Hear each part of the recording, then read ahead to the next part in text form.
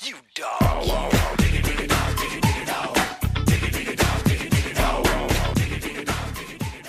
So hi you guys, I wanted to do a video today. Actually, I want to do kind of a series, like a whole bunch of videos on the diseases that we vaccinate our animals against.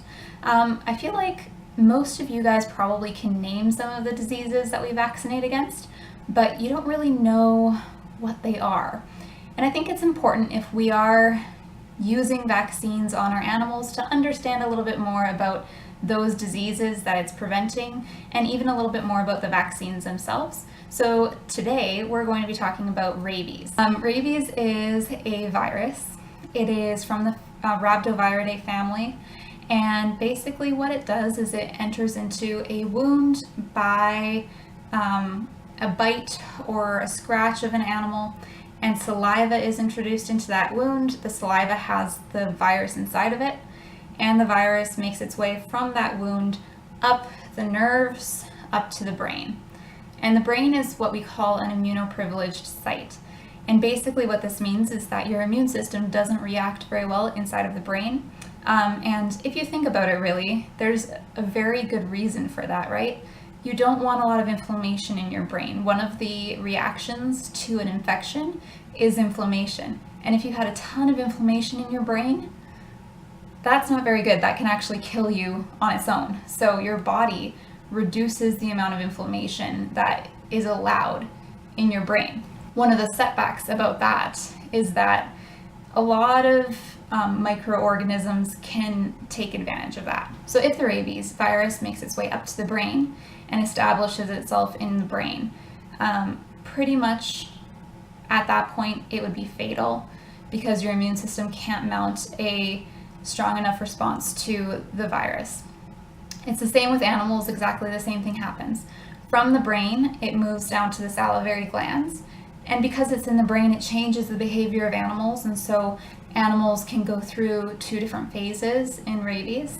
So we've got furious rabies, which most people would associate with rabies, the crazy, aggressive, highly irritable, very sensitive to sounds and noises, that kind of rabies, where the animal is just obviously highly aggressive and goes after people and tries to bite them. And there's also the second phase, which is a paralytic rabies, where the animal basically starts to become paralyzed quite a bit. The reason why you see a lot of saliva from animals that get rabies is because it actually affects their ability to swallow down the saliva.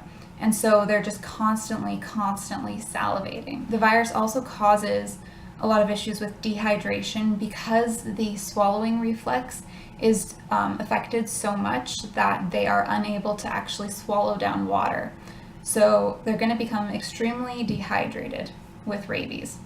Now let's talk a little bit about what type of vaccine we're dealing with the rabies vaccine. So there's all sorts of different types of vaccines, and I might actually do a video on that. It makes explaining these things a little bit easier. But the rabies vaccine normally is a killed vaccine. And what that means is that we've got the organism, and that organism, which is the rabies virus, goes through a certain process to basically kill it off. So you've got the organism itself, but it's basically just the dead organism in the vaccine. So the vaccine isn't going to give your animals rabies, because the actual organism, the actual thing that causes the disease inside of it, is dead. And they do that by either killing it off with heat or with chemicals. All right, so the reason why we want to vaccinate our animals against rabies is, number one, 99% of all human cases of rabies originate from domestic dogs. Now that number is mostly from Asia and Africa, but in the end, domestic dogs are a very big source, a big reservoir host for rabies, and we want to minimize the amount of hosts for that disease, because this disease is not good. The other reason why you want to vaccinate your animal is because it is a fatal disease. Now, a lot of people ask, should I vaccinate my cat if it's an indoor cat? And you know what? It's all personal preference. It's kind of up to you, unless your state or your province requires those vaccines. by law, it is a choice, right? And you have to kind of weigh the pros and cons. But the big risk for cats is that the virus changes the way that animals react. And so a lot of cats that get rabies wind up getting rabies because of bats. And bats change their behavior in such a way that they actually start to be active during the day when they have rabies. And they have flown into houses and infected cats. So there is even a risk if your cat is indoors that it could possibly be exposed to an animal that has rabies. So let's go over the vaccine protocol right now.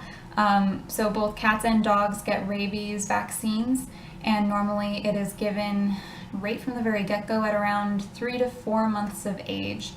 And then you do a 1-year booster vaccine, and then after that you have the option of doing either 1-year or 3-year vaccines. There's not a huge difference between the 1-year and the 3-year vaccine, but you can talk with your veterinarian about that and decide on what's best for your animal. So a lot of people get worried about giving vaccines, and I think the number one thing that we have to consider before we decide to not give a vaccine is how lethal the actual disease is.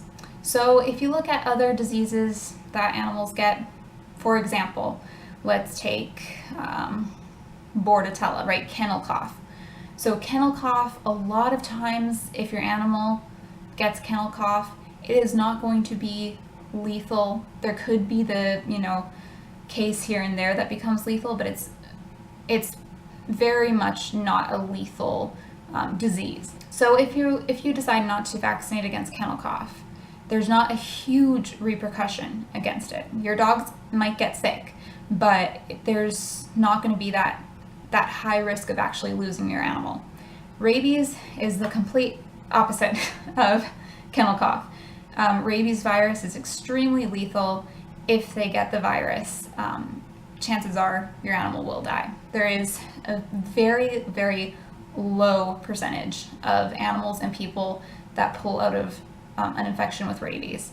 So that's why the vast majority of places require you to actually have a rabies vaccine. It's also a good idea because it's one of the diseases that is this close to being eradicated in North America. Some places have actually already eradicated rabies. And if every single person vaccinates their animal, guess what? That horrible disease, no more. It's gone. So that's the whole point of vaccinating your animals. Now, I do want to be completely upfront and say that there are some risks associated with the rabies vaccine. Normal risks with any vaccine is irritation at the site. So you can have swelling, you can have a little bit of pain in the area of injection. More drastic reactions would include facial swelling, just as we've gone over. In a killed vaccine, which is when the actual organism is killed off by heat or by chemicals, they use something called an adjuvant. And that's because the killed organism isn't going to induce an immune response that's high enough to actually mount proper antibody production. And so you have these adjuvants that are added into a vaccine in order to increase the response of the immune system. The one issue with the use of adjuvants is that it can cause the injection site sarcomas in cats. So the way that you can kind of ease your mind about that issue is to know the statistics. 1 out of every 10,000 to 30,000 cases that get the vaccine will get the injection-induced sarcoma. But I'm not going to scare you guys with all of this.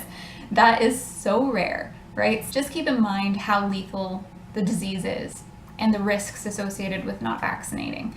And I hope that this is giving you guys a little bit more information about what you're actually vaccinating your animal against, stored in the back of your mind. And I've actually included a link to the CDC website, the Center for Disease Control. If you have any questions about rabies, or if you want to read a little bit more about it, it's going to be down in the link down below. So I hope you guys enjoyed this video. If you want to give it a thumbs up, and I will see you guys again for another one. Take care. Bye.